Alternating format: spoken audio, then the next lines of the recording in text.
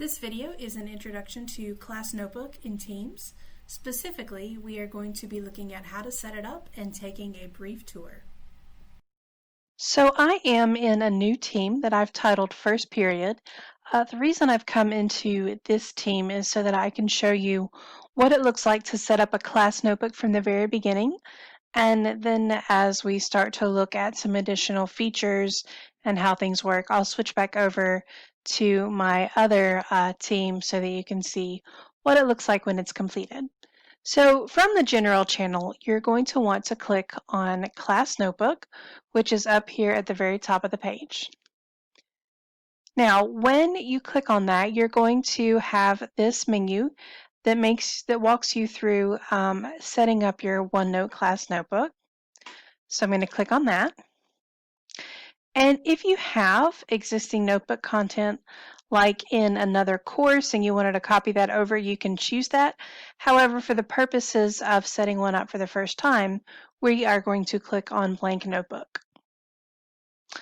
All right, so the first thing you're going to do is see the different resources inside the notebook that you will have access to. The first one is a collaboration space. This is where students and teachers can work together. You can assign them group work, which is really, really handy. And they are able to go in and edit things and submit things with not just being a single person. So that's exciting. Something else you're going to have access to is the content library. This is where you can put anything that you would hand out to your students, but they wouldn't necessarily interact with. So if you have like a syllabus or some handouts or some reading materials that you wanted to give them, you could put those in the content library. It's like having a filing cabinet inside of your course room that you go and you give students things from. So the teacher only section is what I like to call the planning period of the course. It's where you can put all of your information together that you haven't shown to students yet. So it's a great place to set up modules and units and like the flow of your class before you distribute that to students. And it allows you to put things together without actually having an audience for them while you do it. So your student notebooks are basically what the students are going to see on their end.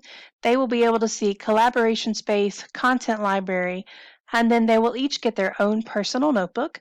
You can have them take notes inside of the notebook.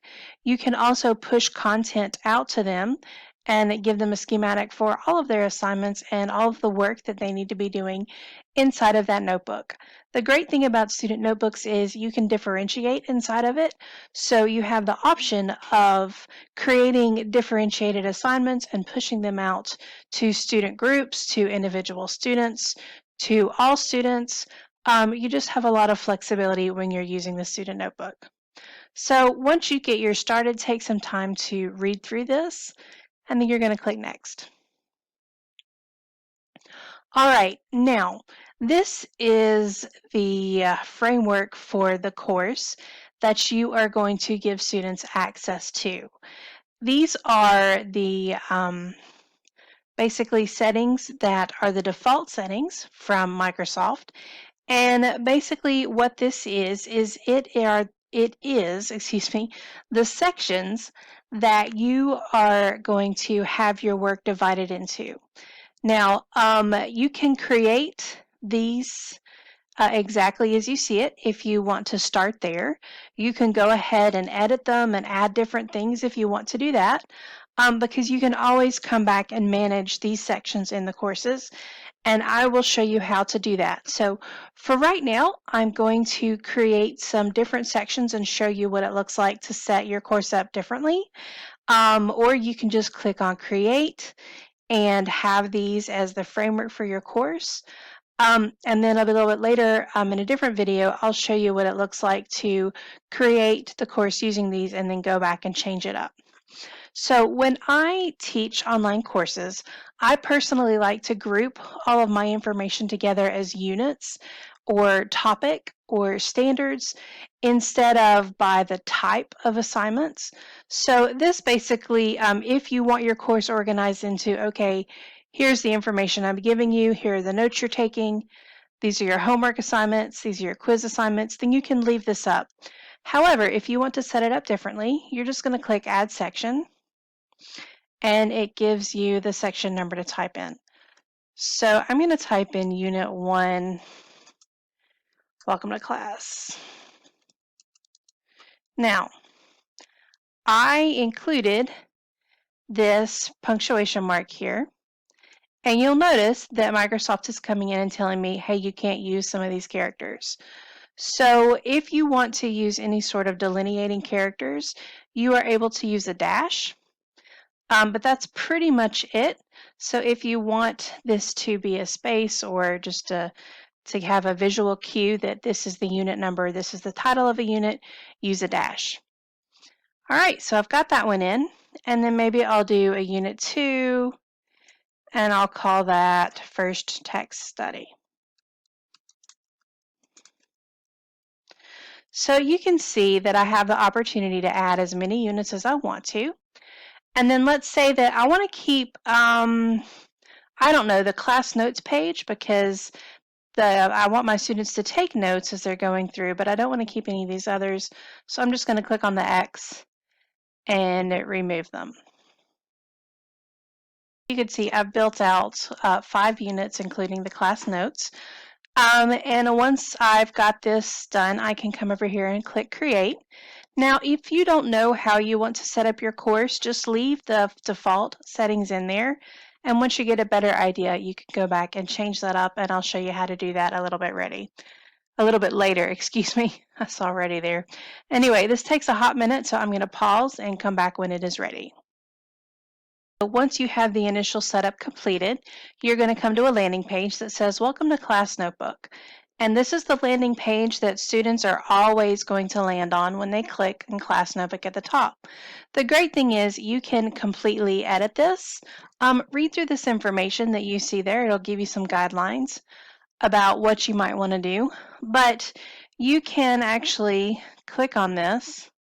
Notice that it'll highlight that box right there and hit delete. And suddenly your landing page is empty and you can add anything you want. Now I'm going to undo that for now, just so that that information is there. And I'm going to show you what the landing page in another one of my teams looks like. My landing page for this team is pretty standard, unfussy. I've got a picture in there. It says welcome to class. I have got a welcome video that I've included. And then for some reason this isn't loading correctly, but I've also embedded my syllabus here so that folks can see it. There it is, so the kids can actually click on it and download the syllabus, and it gives them all kinds of information about the course, what they're going to be learning, some different guidelines for how my grading works, all of the things that you would give your students in a typical syllabus, you can actually upload to the welcome page and have them see that. Now, as you can see, this is just a straightforward page. I've got the video, I've got the syllabus, but there's not much content here, and obviously there's no instruction. So this is where the notebook piece of it comes in. If you navigate to the upper left-hand corner inside of the viewing pane, you're going to click on this arrow, and that opens up what's called a navigation panel. So you can see that this is my welcome page right here, and that to get to any other things or any other areas inside of the notebook, tabs if you will, I have to click on the navigation panel. Now, one thing that I'm going to show you that you have the option to do is to actually view your notebook with all of this room that you have on your viewing pane. If you come up to the very top and click on these 2 arrows that are facing away from each other, you're going to expand your notebook and suddenly you can view just that. If you want to go back and see your channels, you can hit that again and there's your channels on the left. All right, so I'm going to take a little bit of time and go over what each of these are, but I'm not going to spend a ton of time in them because those will be subsequent videos. Each of these things over here on the left-hand pane are called tabs. You can see that they are individual sections of the notebook that are organized by their content. I can add new sections by coming down here and clicking on section, and I can also add new pages under each tab by clicking on plus a page. So if I wanted to add like a page under the welcome where I wanted to discuss the rules of the class, I would just click plus page. It would come up untitled, and then I would just come here and title it class rules. So once you click inside of a page, the navigation pane is going to disappear so that you have all this space to work from. But if you want to see it again, just click on the arrow.